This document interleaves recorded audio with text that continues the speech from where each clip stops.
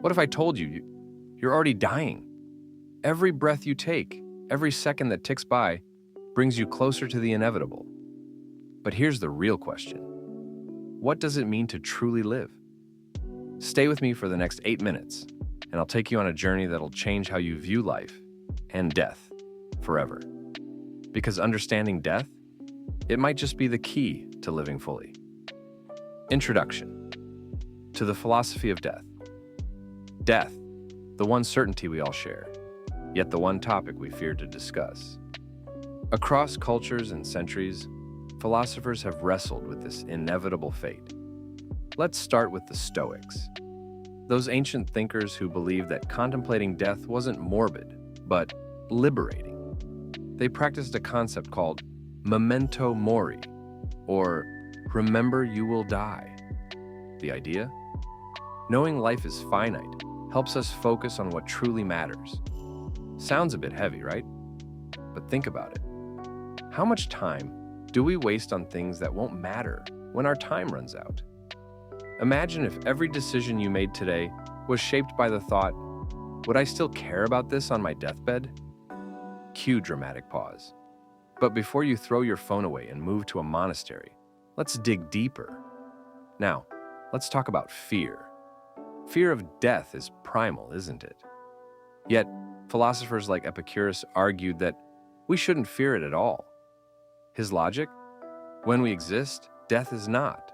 And when death exists, we are not. It's like being afraid of the dark before you were born. Sounds ridiculous, right? Yet the fear persists. Why? Maybe it's not death itself we fear, but being forgotten. What will you leave behind? Your legacy? Your mark on the world? This fear of being forgotten drives us to achieve, to create, to love. It's what pushes us to become more than just fleeting shadows. But, and here's a tough question, are we living our lives to build a legacy, or just running from the void? Speaking of running, if death were a person chasing us, would we be sprinting in the right direction? Then there's existentialism, the philosophy that says life has no inherent meaning unless we give it one. Sounds depressing? Maybe. But think of it this way. You have the power to define your purpose. Philosophers like Sartre and Camus believed that by embracing life's absurdity, we can find freedom. Camus even suggested imagining Sisyphus eternally pushing that boulder up a hill as happy. Why? Because even in the face of inevitable failure, he chooses to push forward. Let me ask you, what's your boulder? And if you knew the struggle would never end, would you still choose to push? Here's the twist. If death is inevitable, maybe the real challenge isn't fearing it, but learning how to live in spite of it. But there's one final philosophy that might just change everything. Stick with me. It's the most powerful one yet. Enter modern thinkers who argue for a fusion of all these philosophies. Accept death, but don't let it paralyze you. Fear is natural, but don't let it control you.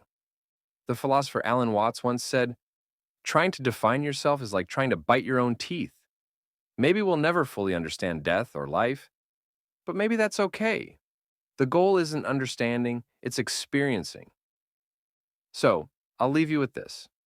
What if today was your last day? Would you love deeper, laugh harder, forgive faster? Death isn't just the end. It's a reminder that life is happening right now.